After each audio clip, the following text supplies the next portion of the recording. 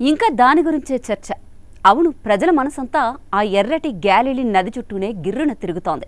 సైంటిస్టులు ఎంత క్లారిటీ ఇచ్చినా, సైంటిఫిక్గా క్లియర్ కట్ ఎక్స్ప్లెనేషన్ ఇచ్చినా కూడా ప్రజలు మాత్రం భయంతోనే గడుపుతున్నారు. ఇజ్రాయెల్లోని గ్యాలిలీ నది ఎర్రగా మారడం ప్రళయానికి సంకేతంగా మిడిల్ ఈస్ట్ ప్రజలు బలంగా నమ్ముతున్నారు. దీనికి చాలా బలమైన కారణాలు కనిపిస్తున్నాయి. ఈ కారణాలకు మూలమేంటో తెలుసుకోవాలంటే ముందుగా ఈజిప్ట్ కథ గురించి తెలుసుకోవాలి. బైబిల్లోని ఎగ్జోడస్ 7వ అధ్యాయం ప్రకారం ఈజిప్టుకి జీవనాధారం అయిన నైలు నది మొదటగా రక్తంలా మారింది. బైబిల్ కథ ప్రకారం మోషే చేతిలో ఉన్న కర్రతో నీటిని తాకినప్పుడు అది రక్తంలా ఎర్రబడింది. ఒక్క నది మాత్రమే కాదు, కాలువలు, చెరువులు, బావులు, ఇళ్లలోని నీటి పాత్రలు కూడా రక్తంలా మారిపోయాయి. చేపలు చనిపోయాయి. నీరు దుర్వాసనతో నిండిపోయింది. ఈజిప్టు ప్రజలు ఒక్క చుక్క నీరు కూడా తాగలేక భయంతో వణికిపోయారు. ఈ ఘటనను మొదటి ప్లేగ్ వ్యాప్తిగా బైబిల్ చెప్తుంది. అక్కడితో ఆగలేదు. ఈ కథ ప్రకారం నేల మీద వేల కాళ్లతో కదిలే బల్లులు ఇళ్లలోకెక్కాయి, పాత్రలోకి దూరాయి, మంచాలపైకి ఎగబాకాయి. శరీరాన్ని కొరికే చిన్న పురుగులు చర్మంపై వాలి రక్తం పీల్చాయి. ఊపిరి తీసుకోవడానికే జనం భయపడ్డారు. అలాంటి భయంకర వాతావరణం మొదలైంది. తర్వాత గాలి మలినమైంది. ఈగలు గుంపులు గుంపులుగా గర్జించాయి. పశువులు ఒక్కొక్కటిగా కూలిపోయాయి. రాజ్యం ఓ మౌన సమాధిలా మారిపోయింది. ప్రజల శరీరాల్లో నొప్పితో మండే పుండ్లు మొలిచాయి. ఆకాశం తెగినట్టుంది.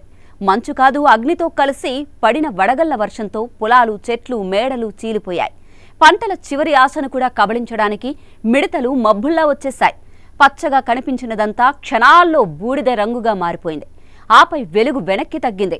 3 రోజుల చీకటి గుండెల్లోకి దిగి భయాన్ని గడ్డకట్టించింది. సూర్యుడు ఉదయించాడా, అస్తమించాడా అని చెప్పలేని రాత్రి ఈజిప్టును మింగేసింది. అంతేకాదు, రాత్రి 12ంటికి దేవుడు ఈజిప్టు దేశమంతా తాకాడు. ప్రతి ఇంటిలో మొదటి బిడ్డ చనిపోయాడు. ఫరో రాజకుమారుడు కూడా చనిపోయాడు. జైలులో ఉన్న బందీల కుమారులు మరణించిపోయారు. పశువుల మొదటి పిల్లలు కూడా మృతి చెందాయి. దీంతో దేశమంతా పెద్దగా ఏడుపులు, కేకలు వినిపించాయి. అయితే ఈ ఘటనలో ఇజ్రాయెల్ ప్రజలు మాత్రం బయటపడ్డారు.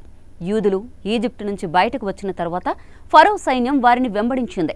ముందున్నది సముద్రం, వెనక ఉన్నది సైన్యం. దేవుడు మోషేకు చెప్పాడు, నీ చేయి సముద్రం మీద చాపు. మోషే చేయి చాపకని బలమైన గాలి వీచింది. సముద్రం 2 వైపులా విడిపోయింది. నీటికి మధ్యలో పొడి నేల మార్గమైంది. అక్కడి ప్రజలు ఆ పొడి మార్గం మీదుగా సముద్రం దాటిపోయారు. ఫరో సైన్యం కూడా వెంబడించింది. కానీ మోషే మళ్లీ చేయి చాపగానే నీరు తిరిగి కలిసింది. సైన్యమంతా మునిగిపోయింది. తీర్పు ముగిసింది. ఒక కొత్త ప్రయాణం మొదలైంది. ఇక ఇదంతా తలుచుకుని ప్రజలు ఇప్పుడు భయపడుతున్నారు. ఇప్పటికే చాలా దేశాల్లో ప్రకృతి విలయతాండవం చేస్తోంది. ఇదే సమయంలో ఇజ్రాయెల్లోని గ్యాలిలీ నది ఎర్రగా మారడం మత గ్రంథాల కథను గుర్తుకు తెస్తోంది. అయితే సైంటిస్టుల మాట మాత్రం వేరేలా ఉంది.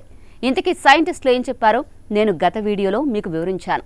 దానికి సంబంధించిన లింక్ డిస్క్రిప్షన్లో ఉంటుంది. Must watch it. This is Aruna signing off.